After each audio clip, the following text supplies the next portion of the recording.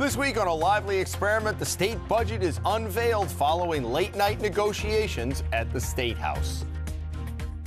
A Lively Experiment is generously underwritten by the Rhode Island Foundation, partnering with passionate Rhode Islanders to lead, transform, and inspire our state.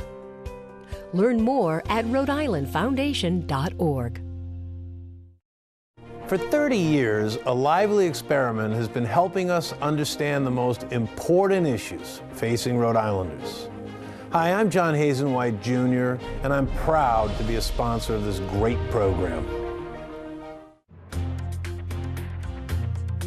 Joining us with their insights, Arlene Violet, former Rhode Island Attorney General, Mark Smiley, former Rhode Island Republican Party Chair, former Democratic Party Chair Bill Lynch, and Pat Ford, Chairman of the Rhode Island Libertarian Party. Hello, everyone, and welcome to A Lively Experiment. I'm Jim Hummel. Thank you for joining us this week. House Speaker Nicholas Mattiello's long-awaited budget for next year was unveiled late Thursday night and voted out of the House Finance Committee early Friday morning on a party line vote of 15-4. The budget is the product of intense negotiations and some compromises, as you might expect. And here are some of the highlights. The budget includes $26 million for the first year of Mattiello's proposed 6-year car tax phase-out that he says will immediately take 150,000 cars off the tax rolls. Governor Raimondo's taxpayer-funded tuition plan survived, although in a scaled-down version, it includes $3 million next year to pay for students to attend the Community College of Rhode Island. There is a 50-cent per pack increase in the cigarette tax, a graduated increase in the minimum wage over the next 2 years, and finally, a restoration of free RIP-to-bus passes for low-income, elderly, and disabled drivers to the tune of $3.5 million.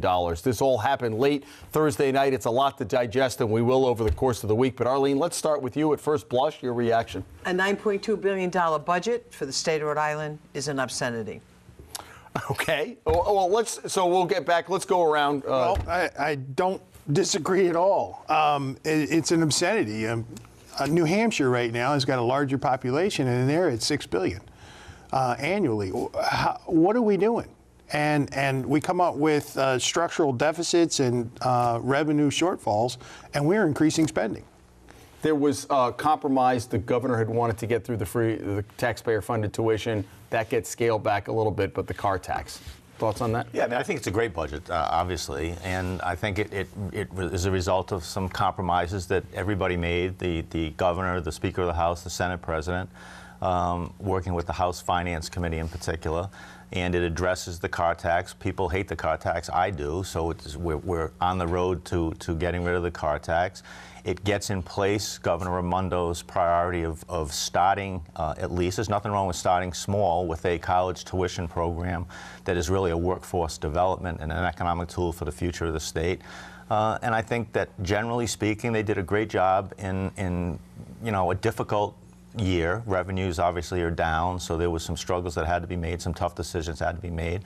But I think they were made fairly across the board, and I think this budget will do great things for the state. You might be in the minority on this. Mr. Ford, what do you think? Another missed opportunity. Generationally, we are in a downward death spiral in this state when it comes to our finances, when it comes to our economy, when it comes to our future.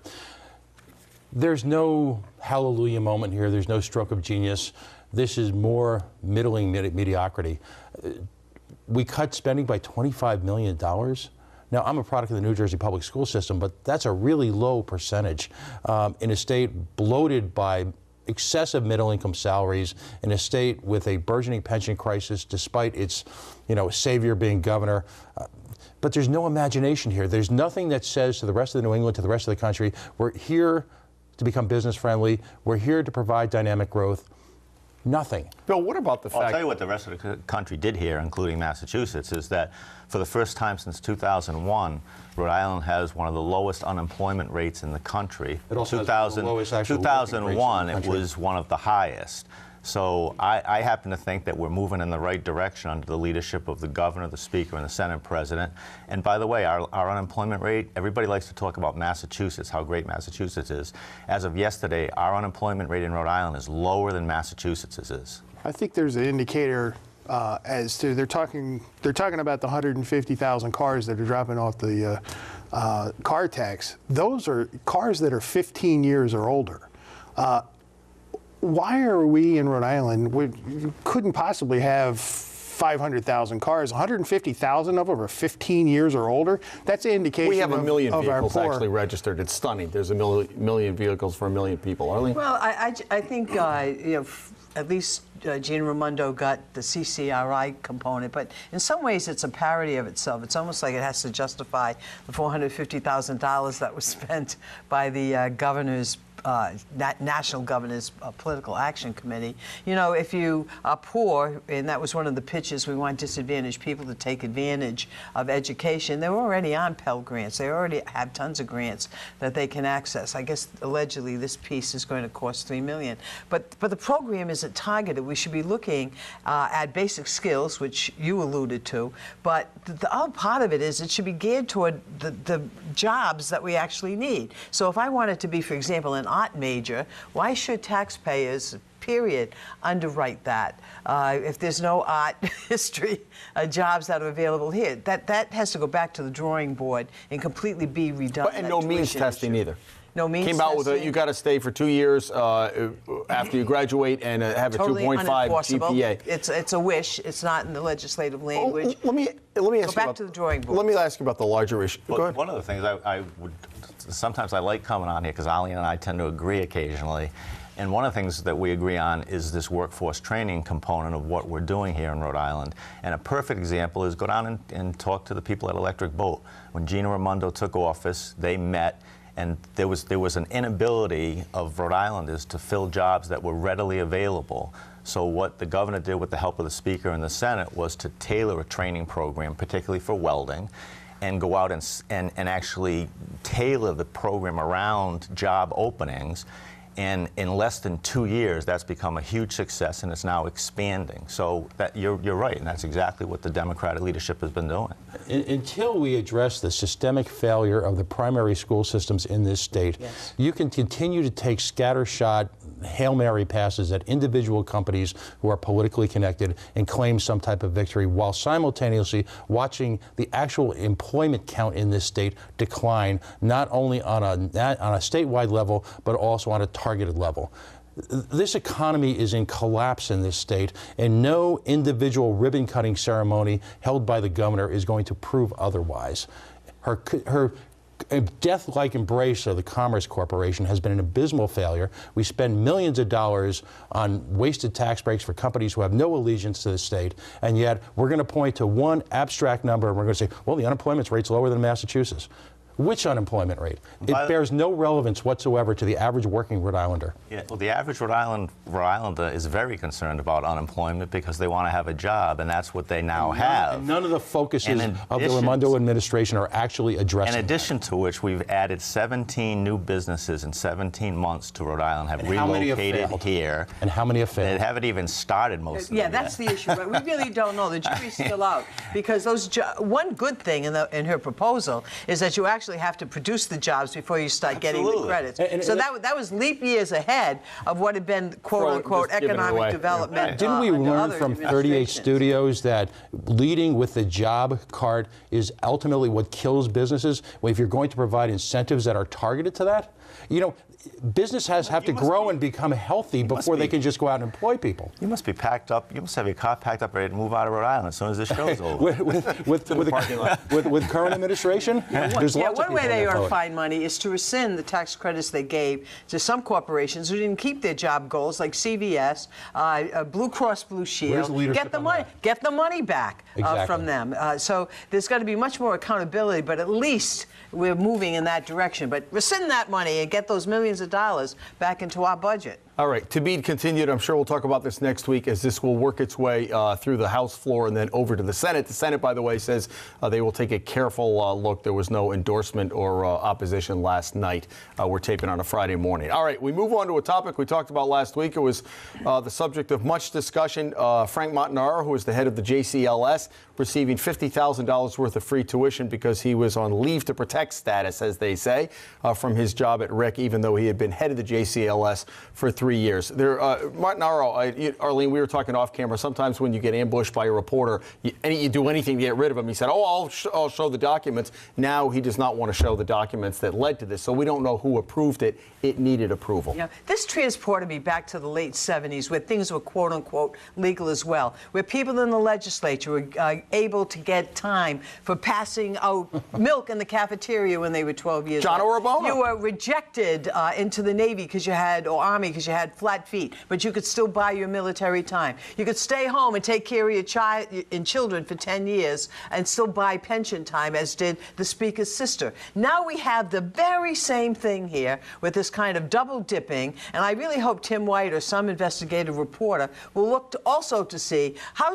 did he become the guardian for someone. There's got to be a guardianship record in some probate court someplace, as opposed to the new potential scam that can arise where folks adopt, or someone writes a little, "Be my guardian for my kid," and then they all go and get free tuition. That has to have a follow-up, first of all, relative to how he ever got it. But I hope the media won't let it go. But fie on him and fie on the legislators for not speaking out against it. They just brought us back to all that wheeling dealing back in the 70s.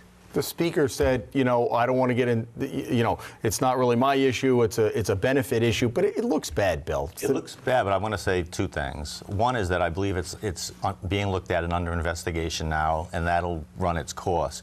I have to say that I do know a little bit, and I don't want to get into the Martinaro family's personal history, but I do know a little bit about the guardian issue, and Frank and his wife have been the parents of a deceased family member's young child and raise that child. So that part, I think, should be left off the table. That's not every my foster opinion. person in the world can make that same claim, though, technically, if they have any kind of family employment there and they don't get to but Bill, we want to talk about there's two issues. But let's say that is the case. Disclose it all. Say, look, I've been caring for this person, so we're not questioning it. It's taxpayer money. I'm not against. I'm not against privacy. the disclosure, but what I think is unfortunate when people, and I'm not suggesting you're trying to do this. They speculate because we don't have all the facts. Well, that's a very personal issue too, as well. Not when taxpayer money's involved, right? I think, like anything else, perception is important, and I think the perception here isn't good.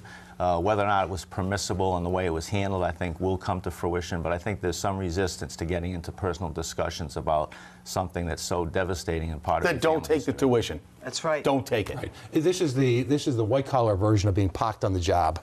Ultimately, you've got a government out of control in this state who really sees itself as its own purpose for existing, and the taxpayers are just sort of a necessary inconvenience to provide continuing funding for their own personal lifestyle. That's been the hallmark of Democratic administrations for 70 years now. Fact, how many are in jail? How many have been accused of personal aggrandizement on the job? It's a slush fund up there. And when are the political Democratic leaders going to have the stones to call people out on it? When are you going to create a culture of your personal responsibility on your own, rather than waiting for Ted Nesi or White or any one of the investigative reporters to do it for you? Well, I'd say two things. One is that there have been issues at the State House. There's certainly not just Democrats who have gotten into trouble. I don't think we have to name them, but there have been Republicans as well, unfortunately. And there haven't been any Libertarians that have gotten in trouble because there aren't any. So, what to say? Mark, where would you like to see this go? We need to find out what happened. Exactly who approved what, when, who were the insiders that got this to happen, so on and so forth. We need to really know what happened. You would think this would come back on the Speaker too. I know we're a year and a half out, but just like a couple other issues in his district, people remember this to say, I mean, this is a signature moment, don't you think? I think it is, and he gets already $160,000 for, in effect, a part-time job. It's a ghost town up there after they go out July, August, September, October, November. It's ridiculous that this has even happened, and it should be rebuffed. All right. Lincoln Chafee's back in the news. He doesn't seem to go away. And Mr. Lynch, you had some comments this week. He did an interview. He's been all over various radio. You think that the former governor has a selective memory. Why did you say that? Well, because I think realistically, if you look at the term that Lincoln Chafee served as governor, it wasn't a great success. I mean, he left office, his approval ratings were in the low 20s, and he didn't run for re-election because there was a consensus irrespective of what party you were from or not from, is that he had no chance of being reelected. There were a number of issues in Rhode Island. People had great concerns about his priorities or lack of priorities, and I think in the short time since he's left under Governor Raimondo, things have improved dramatically. We've added 12,000 new jobs, 17 new businesses. The unemployment rate is the lowest it's been since 2001. So things are moving in the right direction. We're not done. But, and I like Ling Chafee. I've known him for 30 or 35 years, for as long as I've known Arlene. But I mean, it's one thing to sort of be creative, but you know, the recollection that he seems to be sharing and his ad hominem attacks on the present governor, I think, are less than I would have expected from him. I have to agree with the Democrat chairman. Shall we stop the presence here? Breaking news. Mr. Chafee doesn't bring anything to the conversation new, or we're not going to be able to change over to the metric system here in Rhode Island. So what is it exactly that he thinks he's going to accomplish this time that he thought he was going to accomplish the last time, and obviously didn't accomplish it the last time? So what's he bringing to the table here? You think he's running? I definitely think he's running. I think the review, gentlemen, is a little bit harsh from both of you relative to his Why is that? Why do you think it's harsh? Well, I mean, certainly he did do some good things when he, in fact, was in office. It's debatable when he stopped the money for 38 studios, whether that was foul and caused more problems than before, but he ought to debate that out. One thing I wish he would do, though, I think he is running, and I think it's important for him to announce that he is, because I don't like the gutter sniping of a sitting governor, particularly someone in your own party. As you know, there's usual protocols that you don't do that kind of thing, particularly with a sister Democrat. It looks a little sexist to me that he's doing it. So if he's going to run, come on out and say it, and then all is fair and love and war in politics. But, you know, basically he has a right to run. Let's see what... Pat, he's been in every... I don't want to get in trouble, but it was Arlene that said Ling Chafee's sexist, not me. Pat, he's been in every party except the Libertarians, but I don't think you're going to welcome him. Nice guy, but no, that's not going to happen. But let me ask you this. You know, we're touting Gina Raimondo's successes. Do you consider it a success giving millions of dollars to an out-of-state printing corporation that's going to act in direct competition with established Rhode Island businesses? Yes, and in addition... Have you asked the Rhode Island businesses that they're going to take business from? The same loan program you're referring to is available to existing businesses in Rhode Island, many of whom have used it. Right, and you have to be a specific size, you have to be specific metrics. What does it say to individual Rhode Island companies when the state of Rhode Island is subsidizing their competition, when their tax dollars are going to effectively subsidize people who would put them out of business? Those are the same small businesses in Rhode Island, 66 of which recently sat with the governor within the past week to announce a $10 million... Well, you asked the question, so let me answer it. To sit at a program, 66 small Rhode Island companies, existing businesses in Rhode Island, who are now going to benefit from Gina Raimondo bringing a $10 million program from Goldman Sachs to the state of Rhode Island, the first state in the country that has established that program, which is specifically targeted and only for existing Rhode Island small businesses. That's your answer. And that's versus a couple $1 million given to an out-of-state company. Well, ask those small companies over 66 whether or not businesses. they like that or not. And I'm reminded of the scene in Oliver Twist where the young boy says, "Please, sir, may I have some more?" Please. You know, we pick out these winners and looters, and winners and looters is actually probably the best terminology. But again, Vistaprint, millions of dollars in tax breaks based on jobs that haven't been created yet. They haven't even moved here Wrong yet. type of metrics. That's exactly what happened in 38 states. That was an issue, though, in the budget as to whether they're going to continue to give the governor the tools in the toolbox, and apparently that's why it stretched into the late night on Thursday night, is that, and it looks like it was kind of a halfway, there was a little bit of compromise. Your thoughts on scaling that or keeping going? Well, again, we're basing it on jobs that don't exist yet. Okay, we're going to bring this company in. This is sounding so much like 38 Studios. 38 Studios really should have been a company that had 100 jobs, not 400 jobs. And that really sent them into a tailspin, is having too many people in the payroll, but they had to keep up with the mandate to have 400 jobs. So they continued to grow and grow and grow, and they went bankrupt. We're, again, basing this on jobs that don't exist. We're going to move a company into Rhode Island, and we don't know it's going to work. The economic toolbox? Well, I guess it's half empty for the upcoming year, but at least there's the opportunity that they have to have the jobs. Whether it'll turn out like the multiplicity that happened in 38 Studios that didn't end up, I hope it doesn't, but at least she put that in place. Can we simply just reduce spending, reduce taxes for everyone, and Yeah. create an environment where all businesses, big, large, or small, without having to pay homage to the state, come in and are successful based on their own merits? I think Is that Bill will too be much to fully ask? on board on that, wouldn't you? Then just cut out the bureaucracy, kill the Rhode Island Commerce Corporation, or whatever we're calling it this year. You know, it's incompetent, it's got a generational history of failure, and yet we tout this as a success. You want the final My word on God. that? It's hard to even respond to that intelligently. I mean, I think that the Exactly. Commerce people have done a great job. The numbers speak for themselves. Rhode Islanders are going to benefit. There are protections that haven't been in the past. And this notion that Rhode Island can never do anything again to fight for working families because of 38 Studios is ridiculous. It was a mistake. There's no defending, nobody's defending 38 Studios.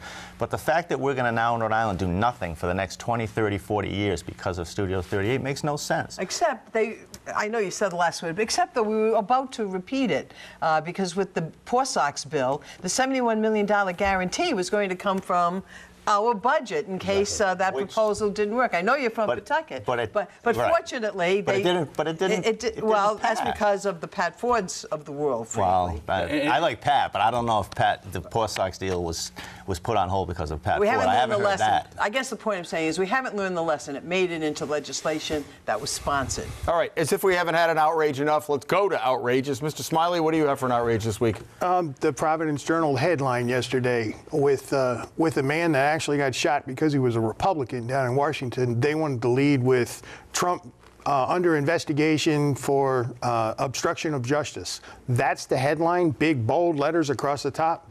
Where was the discussion of just what went wrong and where did this Bernie Sanders supporter come from? So it was in the paper, but you had to go looking for it. And they wanted to lead with an unsubstantiated story about Trump and the next tripping block for Trump. And it's just not necessary. We needed to all take a pause yesterday and say what happened. Okay. Thank you, Mark. Phil, what do you have for an outrage? I would say that we haven't heard a word from any of the Republican leadership in Rhode Island with the news that our unemployment rate is now among the lowest in the nation. I would think that despite differences, partisan differences, that there would be some notification or at least admission that yeah, we're doing better. Things are good. We've got the lowest unemployment rate we've had since 2001. That's a good thing. Let's keep moving forward. Nothing. Complete silence from the Republican Party. We look at the participation rate at this point. We know how you can massage the unemployment rate. So we look at the labor participation rate, and it's horrible. So we continue to just simply have people that give up looking for work. They're not in the unemployment number I think this may be a anymore. discussion we're going to have a year from now. Let's see when the seeds are planted on the jobs and all of that. Arlene, what do you have? The legislation that was passed along party lines from the House Democrats on automatic registration of voters. At first blush, it looks like, oh, this is some kind of nice reform, et cetera. Rhode Island's rolls, as the Journal Bulletin pointed out last November, we had 189,000 people registered to vote beyond what the census said were eligible people. We see Department of Health and Human Services, over 3,400 people do not have Social Security numbers. We have absolutely no idea who they are or why they're getting the benefits, or are they getting it in another state or whatever. And now we're going to let an agency like that automatically register people. DMV is coming online. God only knows what, if any, problems. I hope none. My birthday's in August, so I hope they don't have any. But why are we automatically having these agencies register people? To me, it's a Democratic protection plan, an incumbency protection plan, because we know folks that, for example, DHS, they tend to be Democrats. And I think it's wrong. We need to clean up our voting roster first. Pat, what do you have? Paw Sox. We were treated this week to the announcement by the fine folks at RIPTA that they were going to be providing free bus fares to the Pawtucket Red Sox Stadium. Okay, the question is, who's paying for it? Of course, we are.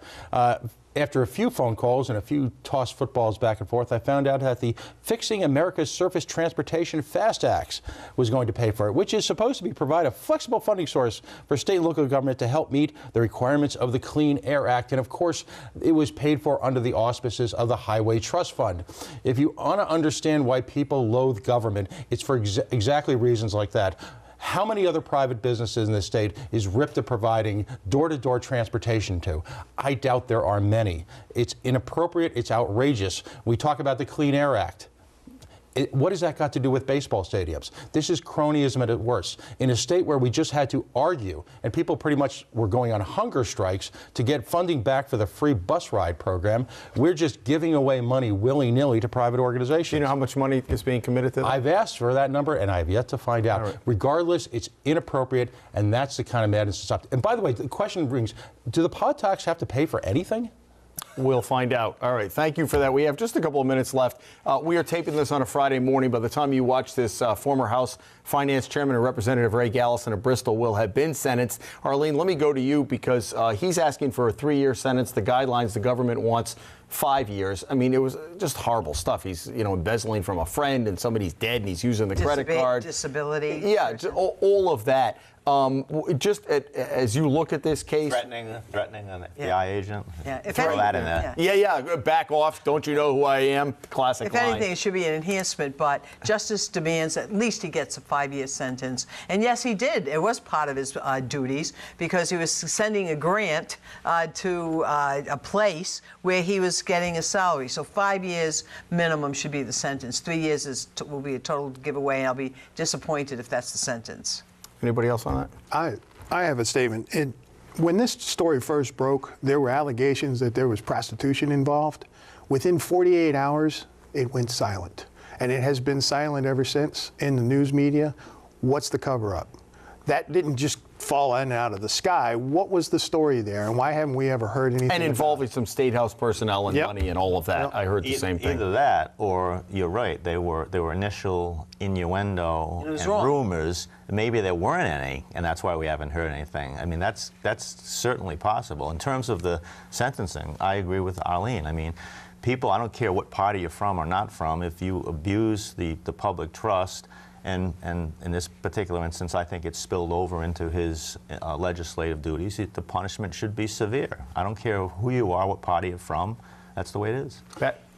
And the lesson we should walk away with is similar to, analogous to the lesson that we walked away from 38 Studios. It's at this moment of time, in honor of, if you will, of his sentencing, that we should do a top-down analysis and eliminate legislative grants. In fact, we can call it the Ray Gallison Act. Well, and the legislative grants remain intact in the budget. I did read that part. Yes, they do. Great point, Pat raises. So 5 years is what the government is recommending. Right. You think it should be an upward departure or not? If anything, it should be upward, but Chief Judge Smith has that kind of temperament of evenness, so I certainly think he'll go for 5. I'll be surprised if he doesn't. All right, folks, it is a quick 30 minutes. That's all the time we have for today. Arlene and Mark and Bill and Pat, you can continue after the show off to the side. We appreciate it. I'm going to go help him pack his car. Yeah, there you go. He's on his way to Massachusetts today anyway. Folks, thank you. A higher unemployment rate than we have, though. We'll talk about that, too. Folks, thank you for joining us. We appreciate your coming here every week. It's the fastest 30 minutes in television. Come back next week as a lively experiment continues. Have a great weekend, everybody.